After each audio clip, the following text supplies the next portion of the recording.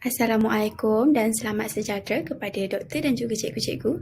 Baiklah, saya Idina Fazana binti Ahmad Syazli dan juga Nuranis Nadira binti Samsul akan menerangkan aktiviti kami iaitu The Jumping Integer, dan juga kami akan menerangkan sedikit tentang kecerdasan pelbagai yang berkait dengan aktiviti kami. Baiklah, bagi menjalankan aktiviti ini, kumpulan kami telah memilih silibus tingkatan 1 iaitu bab 7 ketaksamaan linear. Pada akhir bab ini, murid akan dapat membandingkan nilai nombor, memerihal ketaksamaan dan menerbitkan ketaksamaan algebra dengan tepat. Baiklah, seterusnya untuk pengenalan, Howard Gardner 1983 telah menyatakan bahawa manusia mempunyai sekurang-kurangnya 8 kecerdasan yang merangkumi pelbagai kebolehan, keupayaan, bakat atau kemahiran yang wujud secara semula jadi. Beliau juga telah mengenal pasti dan menyifatkan 8 jenis kecerdasan, di mana yang pertama adalah kecerdasan visual spasial, kecerdasan linguistik lisan, kecerdasan matematik, kecerdasan kinestetik, kecerdasan muzik, kecerdasan interpersonal, kecerdasan intrapersonal dan juga kecerdasan naturalistik. Baiklah, seterusnya. Okey. Permainan The Jumping Integer ini dapat menguji beberapa teori kecerdasan pelbagai, iaitu yang pertama adalah kecerdasan kinestetik, kecerdasan logik matematik dan juga kecerdasan interpersonal. Baiklah, untuk kecerdasan kinestetik, ia adalah kebolehan yang dimiliki oleh seseorang dalam menggunakan sebahagian atau keseluruhan anggota badan untuk berkomunikasi atau menyelesaikan masalah. Baiklah, dalam permainan ini, murid perlu menggunakan sebahagian anggota badan di mana murid perlu melompat mengikut jumlah dadu yang diperolehi di atas garis nombor yang disediakan. Okey, untuk yang kedua adalah kecerdasan logik matematik, di mana ia adalah kebolehan yang melibatkan individu yang pintar dalam penguasaan ilmu ini.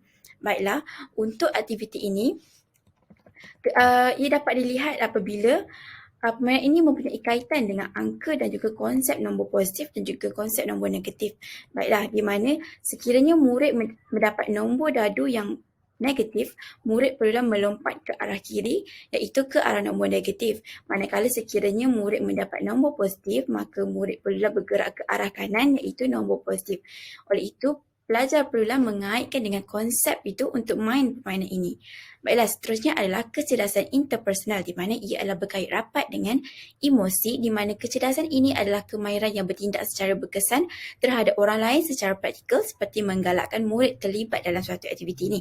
Baiklah, bagi permainan The Jumping Integer ini, murid perlulah bekerjasama dalam memastikan wakil kumpulan menyatakan jawapan yang betul. Oleh itu, terdapatlah komunikasi antara wakil kumpulan dan juga ahli kumpulan yang lain. Baiklah, seterusnya adalah bahan-bahan permainan. Okey, antara bahan-bahan permainan yang digunakan adalah pita pelekat, garis nombor dan juga dadu. Baiklah.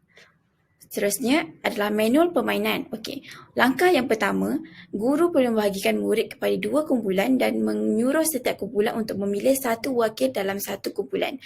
Dan langkah yang kedua, setiap wakil kumpulan, pemain 1 dan pemain 2 akan bertanding untuk menentukan giliran siapa yang main dulu, dan juga kedua pemain akan berdiri pada nombor kosong. Okey, untuk langkah yang ketiga, pemain pertama akan membaling dadu dan akan melompat mengikut nombor yang mereka perolehi. Baiklah, seterusnya langkah yang keempat, pemain pertama akan menyatakan ketaksamaan mengikut kedudukan nombor pemain 1 dan juga pemain nombor 2. Seterusnya langkah yang kelima, ahli kumpulan akan memastikan ketaksamaan yang dinyatakan itu adalah betul ataupun tak. Okey, seterusnya adalah pemain 2 akan mengulangi langkah yang ketiga dan juga langkah yang kelima. Dan pemain ini akan berulang dan pemain ini juga akan mengambil masa selama 5 minit. Okey, seterusnya Nuranis akan menerangkan lebih lanjut. Okey, baiklah, ini merupakan garis nombor yang akan digunakan dalam permainan Jumping Integer. Okey, pelajar akan dibahagikan kepada dua kumpulan besar, dan setiap kumpulan perlu menghantar wakil untuk permainan Jumping Integer ini. Setiap seorang akan diberi peluang sebanyak 3 pusingan untuk melakukan Jumping Integer. Okey, setiap kumpulan yang menghantar wakil, pemain pertama dan pemain kedua perlu membuat osop untuk menentukan siapakah pemain pertama dan siapakah pemain kedua. Pemain pertama akan baling dadu dahulu. Okey, sekiranya mendapat nombor negatif 3, pemain pertama perlu lompat ke kiri sebanyak 3 kali. Okey, mula pada kosong. 1, 2, 3.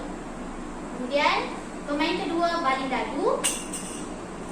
Okey, mendapat nombor 2, pemain kedua perlu lompat ke kanan sebanyak 2 kali. Okey, kosong. 1, 2. Okey, berhenti di situ.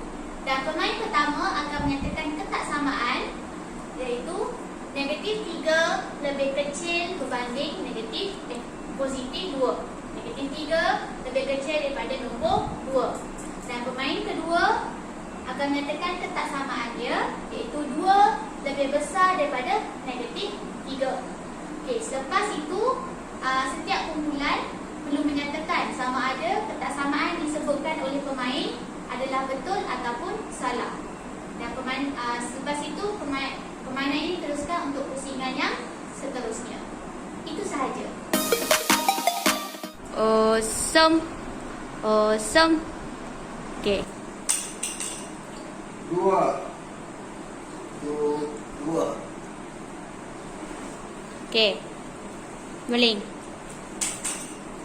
3. 1, 2, 3. Okey. Pemain pertama nyatakan ketaksamaan mengikut kedudukan nombor pemain pertama dan pemain kedua.